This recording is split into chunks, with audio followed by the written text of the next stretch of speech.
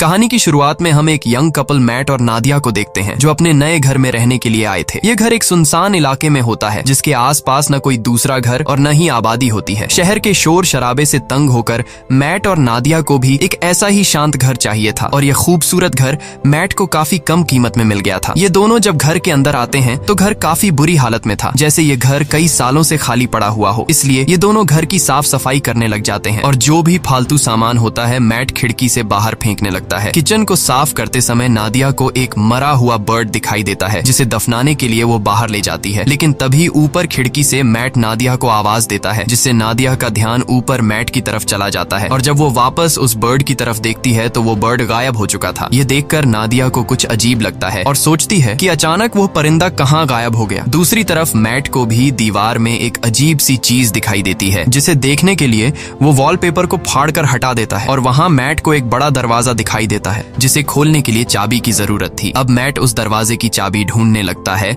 और उसे बाहर फेंकी गई कबाड़ में चाबी मिल जाती है, जिसके बाद वो चाबी को दरवाजे के होल में डालकर दरवाजा खोल देता है। यहाँ नादिया भी पहुंच जाती है। ये दोनों देखते हैं कि अंदर एक काले गहरे अंधेरे वाला कमरा है और जैसे ही ये दोनों उस कमरे के अंदर जाते हैं तभी बाहर की लाइट्स अचानक ब्लिंक करने लग जाती हैं। ये देखकर इन दोनों को कुछ गड़बड़ महसूस होती है और इस प्रॉब्लम को दूर करने के लिए मैट कहता है कि हमें एक इलेक्ट्रिशियन को बुलाना चाहिए। ये कहकर वो वहाँ से चला जाता है और नादिया उस रूम के पास अकेली रह जाती है। नादिया अब सोचती है कि उसे इस रूम में जाना चाहिए या फिर नहीं, लेकिन फिर नादिया को कुछ अजीब सा डर महसूस होता है, इसलिए वो भी मैट के पीछे चली जाती है। इस तरह से रात गुजर जाती है और अगले दिन नादिया एक इलेक्ट्रिशियन को कॉल करती है। कुछ देर बाद लाइट्स ब्लिंक होने की प्रॉब्लम को दूर करने के लिए एक इलेक्ट्रिशियन आता है जो कि घर की लाइट्स को चेक करते हुए नीचे बेसमेंट में पहुंच जाता है और वहां का नजारा देखकर वो हैरान रह जाता है क्योंकि पूरा का पूरा बेसमेंट बिजली के वायर्स से भरा पड़ा था और कोई भी ऐसा कोना नहीं था जहां पर वायर्स ना हो। ये वायर्स काफी पुराने जमाने की लग रही थी और इलेक्ट्रिशियन भी कहता है कि मैंने आज तक इस तरह की चीजें कभी नहीं देखी। खैर, इलेक्ट्रिशियन जैसे तैसे करके घर की लाइट चालू करके जाने लगता है और जाते समय वो मैट से कहता है कि आखिर तुमने यह घर क्यों खरीदा? इस घर के पहले मालिक का मर्डर इसी घर में हुआ था और उस दिन के बाद कोई इस घर में रहने को तैयार नहीं हुआ। यह सुनकर मैट बहुत ज्यादा घबरा जाता है और इस घर के बारे में रिसर्च करने लगता है। रिसर्च के दौरान इंटरनेट पर मैट को एक पुराने न्यूज आर्टिकल में थॉमसन फैमिली का पता चलता है जो कि एक कपल था और आर्टिकल में लिखा हुआ था कि इस घर में रहने वाले कपल को अपने ही बेटे ने मार दिया था जिसका नाम जॉन था। इन्वेस्टिगेशन के दौरान जॉन पुलिस को बताता है कि मुझसे यह मर्डर इस घर ने करवाए हैं। यह देखकर मैट को यह एक झूठी कहानी लगती है और कई घंटों तक रिसर्च करने के बाद वो थक जाता है। फिर अपनी पत्नी से छिपकर उसी अंधेरे वाले कमरे में बैठकर शराब पीने लग जाता है। बोतल में शराब पहले से ही 2 घूंट बची हुई थी जिसे पीकर वो बोतल खाली कर देता है और मन ही मन सोचता है कि काश पीने के लिए एक और बोतल मिल जाती। तभी अचानक लाइट्स ब्लिंक होने लगते हैं और कुछ देर के लिए लाइट चली जाती है और जब फिर से लाइट आती है तो उसके सामने एक शराब की बोतल पड़ी होती है। ये देखकर उसकी आंखें खुली की खुली रह जाती हैं और जब वह उस बोतल को हाथ लगाकर चेक करता है तो उससे पता चलता है कि यह एक असली बोतल है, यानी कि यह रूम किसी भी इच्छा को पूरी कर सकता है। अगली सुबह नादिया नींद से जागती है। वो देखती है कि मैट यहाँ पर नहीं है, इसलिए वो मैट को ढूंढने उस रूम में जाती है। वहाँ जाकर वो देखती है कि पूरा रूम कीमती पेंटिंग्स और नई चीजों से भरा हुआ है और मैट बहुत ही ज्यादा खुश है। मैट नादिया को बताता है कि इस रूम में किसी भी विश को पूरा करने की ताकत है। वो नादिया से कहता है कि तुम्हें जो भी चीज चाहिए बस अपने दिल से मांगो और वो तुम्हारे सामने हाजिर हो जाएगी। ये सुनकर नादिया को मैट की बातें एक मजाक लगती हैं, इसलिए वो मैट पर हंसने लगती है, लेकिन मैट कहता है कि तुम एक बार ट्राई तो करो। तब नादिया कहती है अच्छा ठीक है, मुझे इस वक्त जॉब की जरूरत है तो मैं वो मांग लेती हूँ। तब मैट उसे समझाता है कि ये रूम जॉब नहीं दे सकता, तुम इससे कोई चीज मांगो। जिसके बाद नादिया आंखें बंद करके $1000 की विश करती है और पलक झपकते ही उनके पास $1000 आ जाते हैं। लेकिन अब भी नादिया को पूरी तरह से यकीन नहीं होता, इसलिए वो दोबारा $1 मिलियन की विश करती है और पहले की तरह इस बार भी उन्हें $1 मिलियन मिल जाते हैं। अब नादिया को भी यकीन हो जाता है कि यह रूम कोई नॉर्मल रूम नहीं बल्कि हर एक ख्वाहिश को पूरा करने वाला रूम है। और बस फिर क्या, ये लोग उस रूम से एक के बाद एक महंगी चीज मांगते हैं और वो चीज उनके सामने हाजिर हो जाती है। ये लोग महंगी wines, expensive clothes, diamond, gold, खाने पीने की चीजें और ढेर सारे पैसे इकट्ठा कर लेते हैं। ये दोनों रातों रात मिलियनेयर बन जाते हैं और खुशी खुशी उनकी जिंदगी गुजरने लगती है। रात को नादिया मैट से पूछती है कि आखिर ये रूम उनकी इतनी सारी विशेस कैसे पूरी कर रहा है, लेकिन मैट कहता है कि हमें इस बारे में बिल्कुल भी नहीं सोचना चाहिए, हमें बस एंजॉय करना है। इस तरह से ये दोनों अगले कई दिनों तक अपनी जिंदगी बिलियनर्स की तरह गुजारते हैं। हर बार जब भी उनकी कोई विश होती तो लाइट्स टिमटिमा आती और उनकी सारी ख्वाहिशें बेसमेंट में बने उस रूम में तुरंत पूरी हो जाती। ये दोनों डांस करते हैं, पार्टीज करते हैं और खूब मजे लेते हैं। लेकिन उनकी यह चमक दमक वाली जिंदगी अब कुछ ही दिनों की मेहमान थी और अब उनके बुरे दिन शुरू होने वाले थे। वैसे तो यह रूम हर एक चीज दे सकता था, पर एक चीज जो इन दोनों की जिंदगी की सबसे बड़ी ख्वाहिश थी और वो चीज उन्हें रूम दे भी सकता था। लेकिन ये दोनों रूम से उस चीज को मांगने के लिए तैयार नहीं थे और वो चीज कुछ और नहीं बल्कि एक बच्चा था। एक दिन मैट नादिया को बच्चे का एक झूला गिफ्ट करता है, जो कि इस बात का इशारा था कि हमें बच्चे के लिए ट्राई करना चाहिए। मैट नादिया को समझाता है कि हमें एक बार फिर से कोशिश करनी चाहिए, लेकिन नादिया इसके लिए तैयार नहीं होती क्योंकि पहले भी उसके 2 मिसकैरेजेस हो चुके थे। अब नादिया परेशान हो जाती है। काफी देर तक सोचने के बाद वो इस रूम में जाकर एक बच्चे की विश करती है और बच्चा उसे मिल भी जाता है। जब मैट आकर नादिया को बच्चे के साथ देखता है तो वो बहुत गुस्सा हो जाता है और नादिया को डांटने लगता है कि तुम्हें बिना परमिशन के बच्चे को नहीं लेना चाहिए था। इस बात पर इन दोनों के बीच काफी देर तक बहस होती है। नादिया कहती है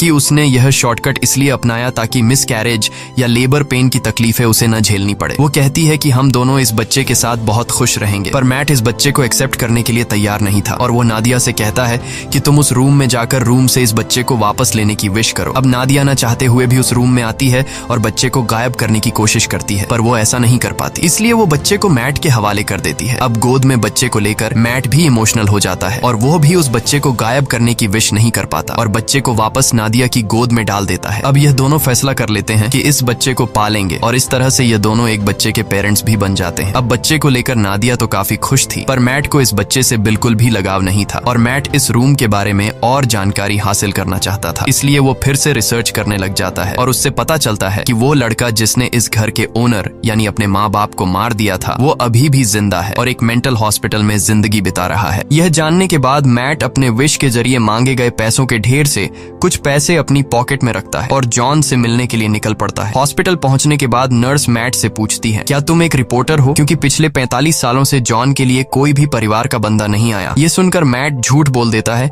कि मैं भी एक रिपोर्टर हूँ। कुछ देर बाद जॉन आता है। जॉन बूढ़ा हो चुका था और जॉन पीछे वाले टेबल पर बैठकर मैट से कहता है, मुझे तुम्हारा ही इंतजार था। ये सुनकर मैट को कुछ अजीब लगता है और वो डायरेक्ट जॉन से पूछता है कि तुम इस रूम के बारे में क्या जानते हो और तुमने अपने मॉम डैड को क्यों मारा? तब जॉन कहता है कि मैंने अपने पेरेंट्स को नहीं मारा बल्कि उस रूम ने मुझसे यह करवाया। इसके बाद जॉन मुस्कुराते हुए कहता है, मुझे पता है कि तुम अभी मजे कर रहे हो, खूब खाना पीना, महंगे कपड़े और एंजॉय, लेकिन जल्द ही इसकी कीमत तुम्हें चुकानी पड़ेगी। और जॉन मैट से कहता है, जितनी जल्दी हो सके इस घर को छोड़ दो। मैट को जॉन की दिमागी हालत ठीक नहीं लगती, इसलिए वो उसे वहीं पर छोड़कर घर लौटने लगता है। रास्ते में वो पेट्रोल पंप पर गाड़ी में पेट्रोल डालने के लिए गाड़ी खड़ी करता है। पेट्रोल डलवाने के बाद जब मैट एम्प्लॉई को पैसे देने के लिए जेब में हाथ डालता है तो उसके हाथ में पैसों की जगह राख निकलती है। यह देखकर वो परेशान हो जाता है और दूसरी जेब से एम्प्लॉई को पैसे पकड़ाकर सीधे घर पहुंचता है और सोचने लगता है कि जाते हुए उसने ढेर सारे पैसे अपनी जेब में डाले थे, फिर अचानक वो पैसे कहाँ गायब हो गए। अब इस बात को कंफर्म करने के लिए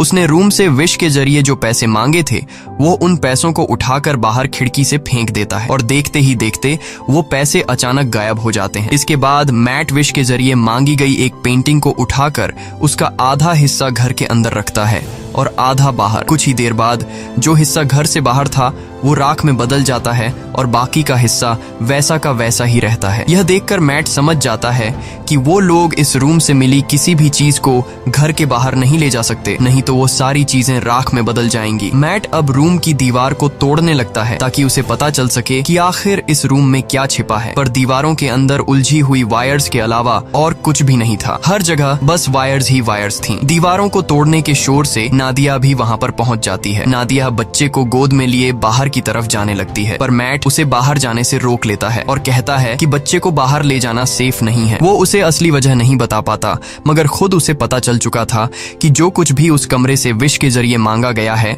उसे यहाँ से बाहर निकालने पर वो खत्म हो जाएगा। लेकिन मैट के मना करने के बावजूद भी नादिया बच्चे को बाहर ले जाती है। बाहर ले जाते ही बच्चा जोर जोर से रोना शुरू कर देता है और उसका कलर बदलने लगता है। यह देखकर नादिया भी चिल्लाने लगती है। नादिया की आवाज सुनकर मैट दौड़कर उसके पास जाता जाता है और दोनों को उठाकर घर के अंदर ले आता है। और अब हम देखते हैं कि वो छोटा बच्चा अब छोटा बच्चा नहीं रहा, बल्कि वो कुछ ही सेकंड में 8 साल का लड़का बन चुका था। यहाँ मैट नादिया को सारी सच्चाई बता देता है कि वो रूम हमारी हर विश को पूरी कर सकता है, पर हम उसकी दी हुई चीजों को घर से बाहर नहीं निकाल सकते, वरना वो चीजें पुरानी होकर राख में बदल जाएंगी। ये सुनकर नादिया को बहुत दुख होता है और अब ये दोनों डिसाइड करते हैं कि इस बच्चे को घर में ही रखेंगे, कभी भी बाहर जाने नहीं देंगे, नहीं तो वो मारा जाएगा। इस तरह से दिन गुजरते हैं। नादिया बच्चे को घर के अंदर ही सब चीजें सिखाती है। वो उसे अपना बेटा मानती है और इस बच्चे का नाम रखती है शेन। शेन बाकी बच्चों से काफी अलग था। वो किसी की भी बात नहीं मानता और न ही उस पर किसी बात का असर पड़ता। उसकी हरकतें बिल्कुल भी बच्चों जैसी नहीं थी। खाने के दौरान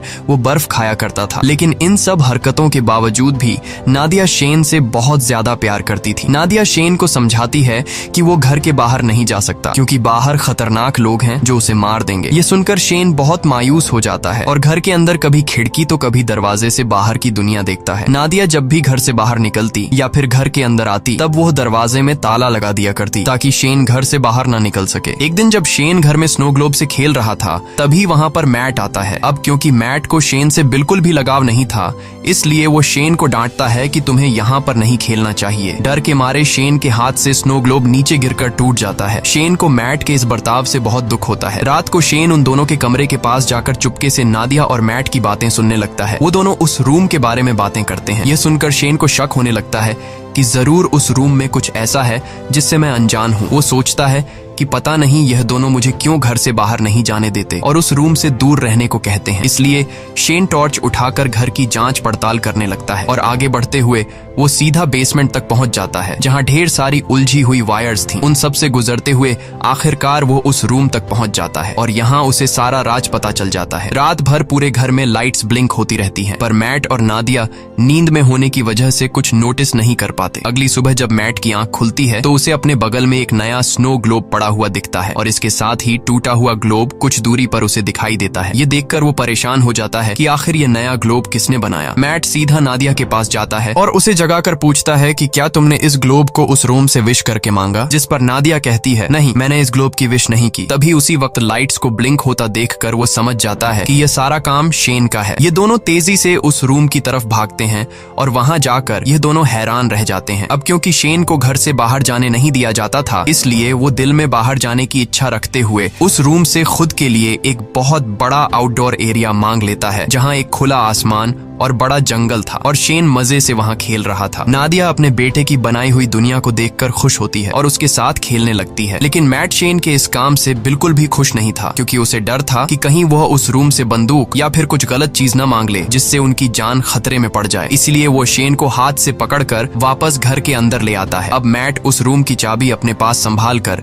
शेन को उस रूम में जाने से मना करता है, लेकिन नादिया मैट को ऐसा करने से रोकती है। वो कहती है कि हम पहले ही शेन को घर से बाहर जाने नहीं देते। अब बेचारे ने खुद के लिए एक अलग आउटडोर बना लिया है, इसलिए हमें उसे वहां जाने से नहीं रोकना चाहिए और वहां उसकी जान को भी खतरा नहीं है। पर मैट नादिया की बात नहीं सुनता और कहता है कि शेन अभी ना समझ है, मुझे डर है कि कहीं वो गलती से उस रूम से कुछ ऐसी चीज न मांग ले जिससे हम दोनों खतरे में पड़ जाएं। तभी फोन की घंटी बजती है और परमिशन न होने के बावजूद शेन फोन उठा लेता है, लेकिन जल्दी ही मैट उससे फोन छीनकर खुद बात करने लगता है। दूसरी तरफ कॉल पर जॉन था, जिसने शेन की आवाज सुनकर समझ लिया कि मैट ने उस रूम से एक बच्चा मांग लिया है। अब मैट भी उससे कोई बात नहीं छिपाता और कहता है कि हम इस बच्चे से अपनी जान कैसे छुड़ाएं। इधर किचन में रखे दूसरे फोन से नादिया इन दोनों की सारी बातें चुपके से सुनने लगती हैं। जॉन उसे अपनी सच्चाई बताता है कि मैं भी उस रूम से विश के जरिए मांगा गया हूँ। वो बताता है, मैंने अपने पेरेंट्स को इसलिए मारा क्योंकि मुझे भी बाहर की दुनिया देखनी थी, लेकिन जब मैं घर से बाहर निकलता तो मेरी उम्र बढ़ने लगती और जब मैंने रूम से पूछा तो उसने मुझे बताया कि अगर तुम्हें इस घर से बाहर निकलना है तो तुम्हें उस इंसान को मारना होगा जिसने विश करके तुम्हें मांगा है। इसीलिए मैंने विश करने वाली औरत को मार दिया और उसके साथ उसके हस्बैंड को भी मार दिया। यही वजह है कि आज मैं जेल में हूँ। वो मैट को बताता है कि मेरी और शेन की कहानी एक ही है। अगर तुम्हें शेन को बचाना है और उसे बाहर की दुनिया दिखानी है तो तुम्हें उस इंसान को मारना होगा जिसने शेन को विश करके मांगा था। अब अगर शेन को विश करके तुमने मांगा है तो तुम्हें अपनी कुर्बानी देनी होगी, और अगर तुम्हारी वाइफ ने शेन को मांगा है तो फिर तुम्हें उसे मारना होगा। और ये सारी बातें दूसरी तरफ कॉल पर नादिया भी सुन रही थी। नादिया ये सारी बातें सुनकर बहुत ज्यादा दुखी हो जाती है और वो गाड़ी निकालकर घर छोड़कर चली जाती है, जिससे मैट को उसकी फिक्र होने लगती है। नादिया शेन को जिंदगी देने के लिए खुद को मारने का सोचती है, पर वो ऐसा नहीं कर पाती। इधर मैट टेबल पर बैठकर शेन के साथ डिनर करने लग जाता है। तब शेन मैट से पूछता है कि मेरी मॉम कहाँ गई, और उससे और भी कई सारे सवाल पूछता है, जिससे झुंझलाकर वो शेन को बता देता है कि वो उनका असली बेटा नहीं है और न ही उसकी कोई पेरेंट्स है। इतना ही नहीं, वो गुस्से में आकर शेन को रूम से बाहर निकाल देता है। डर के मारे शेन रोते हुए ऊपर अपने रूम में चला जाता है। कुछ ही देर में मैट को अपनी गलती का एहसास होता है। वो शेन के रूम में जाकर उससे माफी मांगने लगता है और सारी रात वो दोनों साथ में सोते हैं। जब नादिया वापस घर लौटती है तो इन दोनों को एक साथ सोते देखकर उसे बहुत अच्छा लगता है। कुछ देर बाद मैट की आंख खुल जाती है और वो देखता है कि नादिया घर वापस आ चुकी है। मैट नादिया से कहता है कि मैं तुम्हारे लिए बहुत ज्यादा परेशान हो रहा था, और कहता है मुझे माफ कर दो क्योंकि मैं शेन पर चिल्लाया और तुमसे भी झगड़ा किया। बातचीत के दौरान ये दोनों एक दूसरे के करीब आने लगते हैं और जब ये दोनों रूम में इंटीमेट हो रहे थे तब शेन चुपकर दरवाजे से उन्हें देखने लगता है। वो अपने दिल में नादिया के लिए अट्रैक्शन महसूस करता है। अब उसे भी ये सारी चीजें करनी थी, इसलिए अब वो इन दोनों के सोने का इंतजार करता है। जब ये दोनों गहरी नींद में चले जाते हैं